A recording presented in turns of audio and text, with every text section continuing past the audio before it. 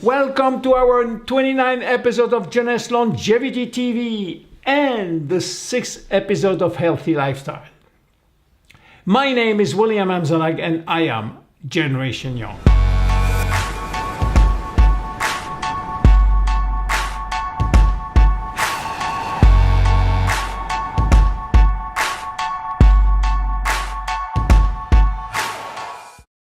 Exercise.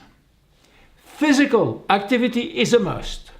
Physical activity is a priority, a natural state to which our body is designed and adapted.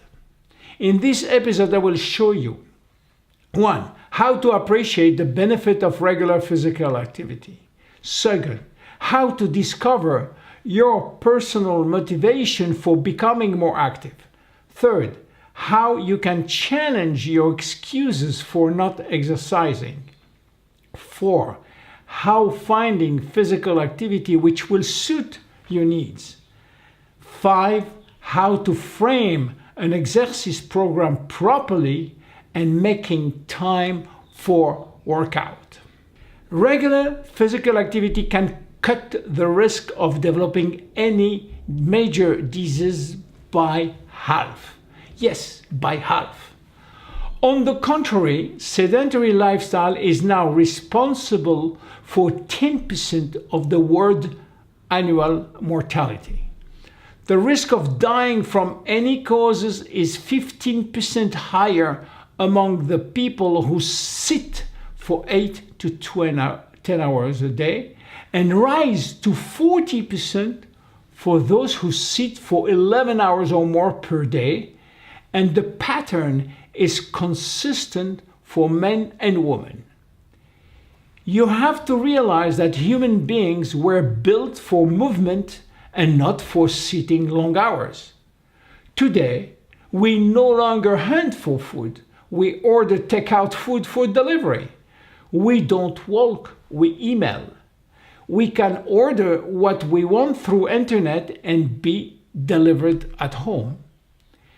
Technological advances have replaced old-fashioned muscle power, and regular and natural physical activity is today hard to get. More and more schools are cutting back on physical education programs rather than expanding them. This is happening despite the fact that there is solid evidence that good physical programs can enhance academic performances. This has given rise to what we call a sedentary lifestyle, which is defined as spending less than 10% of your daily caloric intake in exercise. Fortunately, the solution is fairly simple. Move, and move more. So why moving more is healthy? Even modest levels of physical activity can improve your health, and there is no mystery as to why. During physical activity, there is more oxygen in your blood, increased blood flow to your muscle and lungs. Also, exercise releases painkillers such as endorphins, which boost your sense of well-being. With regular exercise, you can control your blood pressure, your cholesterol and blood sugar. It reduces inflammation and can lower significantly your risk of chronic diseases as diabetes, cancer, cardiovascular diseases, and autoimmune diseases. Over time, regular exercise leads to increased stamina, better weight control, boost in mood, enhances immune function. Resistant training protects your bones, improves sexual function in men and women. It helps reduce cravings and withdrawal symptoms while people are quitting smoking, for example. If this is enough to convince you, here is more. Exercise is good for your brain function and your emotional state of mind. It reduces the risk of Alzheimer's while increasing concentration and productivity. It is good for learning, and it eases anxiety and depression. It even reverses aging of the brain by releasing neurotransmitter and growth factor. Bottom line, physical fitness is good for each and every one of us, whatever our size and shape may be. There is no dispute that exercise is good for our bodies and minds, and yet the vast majority of us get too little of it. So, understanding the potential benefit of regular exercise will help to motivate you in considering that regular exercise as something you want to do instead of viewing it as something you should do. Excuses. We are expert when it's come to find excuses for not exercising, but few of those excuses are valid. The first excuse is, of course, I'm too busy. And the second one is the lack of knowledge about how to start a program. The good news is there are skills and strategy that can help people to go around those barriers. With some creative thinking, you should be able to challenge and refute excuses one by one. For instance, some people believe that only continuous exercise will yield health benefit. This is not true.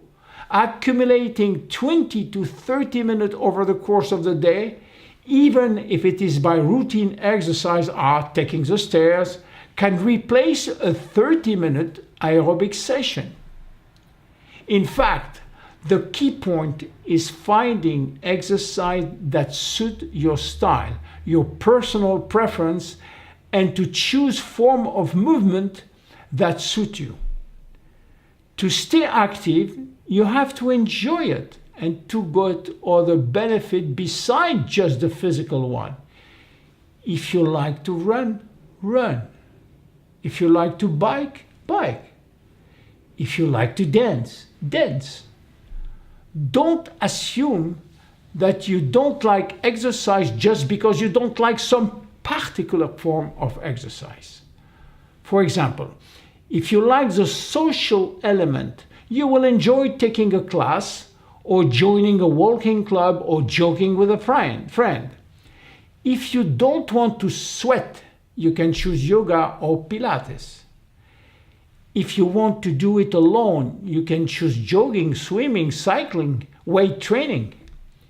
If you have a competitive nature, enjoy tennis or squash. And if you like teams, enjoy volleyball or basketball or soccer. And if you like concentration, choose martial arts or Tai Chi. And remember, 1. Every little bit of movement counts, and exercise do not have to be done all at once. 2.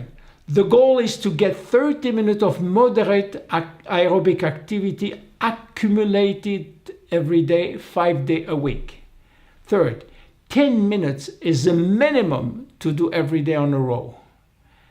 4. 48 hours is the maximum number of hours that you should go without exercising. 5. 10,000 is the recommendation for how many steps you should try to take per day. 6.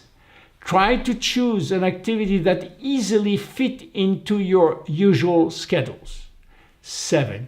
Variety is a way to keep you persistent. Do different type of movement on different days or change the intensity. And finally, you will develop an appreciation for the vitality that is coming from being fit and active. My name is William Amzalag and I am Generation Young. See you at our next episode. Bye-bye.